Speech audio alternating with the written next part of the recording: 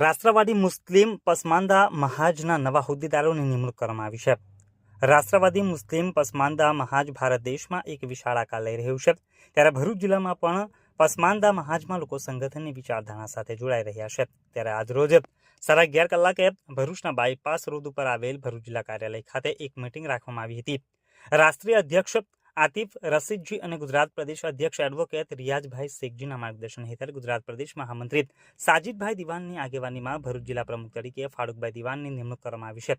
સાથે જ ભરૂચ તાલુકાના હોદ્દેદારોની પણ નિમણૂક કરવામાં આવી હતી. સાથે જંબુસર તાલુકા પ્રમુખ તરીકે નઝીરભાઈ દિવાનની નિમણૂક કરવામાં આવી છે, જેમાં લઘુમતી સમાજને લગતા તમામ સરકારી લાભો અને નાના મોટા પ્રશ્નોના ઉકેલ લાવવા માટે રાષ્ટ્રવાદી પસમાંદા મહાજ સંગઠન કામ કરી રહ્યું છે. તેમજ પ્રદેશ મહામંત્રી અને જિલ્લા પ્રમુખ દ્વારા જિલ્લાના તમામ લઘુમતી સમાજના લોકોને જાણ કરવામાં આવી છે. તમામ પ્રશ્નોના તેમજ પ્રદેશ મહામંત્રી અને જિલ્લા પ્રમુખ દ્વારા જિલ્લાના તમામ લઘુમતી સમાજના લોકોને જાણ કરવામાં આવી છે કે તમારા તમામ પ્રશ્નોના નિકાલ માટે અમારા કાર્યાલયનો સંપર્ક કરી શકો છો, તેમ જણાવાયું છે.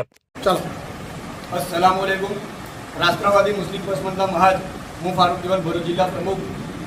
આજરોજ અમારા બાયપાસ ખાતે આવેલા કાર્યાલય ઉપર એક મિટિંગનું આયોજન કરવામાં આવેલું હતું, જેમાં અમારા રાષ્ટ્રવાદી મુસ્લિમ પસમાંદા મહાજના અંદર તાલુકા અને જિલ્લાની અંદર કેટલાક હોદ્દેદારોની નિમણૂક કરવામાં આવેલી છે, જેમાં ભરૂચ તાલુકા, વાગરા તાલુકા, આમોદ તાલુકા અને જંબુસર તાલુકાની અંદર પ્રમુખ સાથે તમામ હોદ્દેદારોની નિમણૂક કરવામાં આવેલી છે.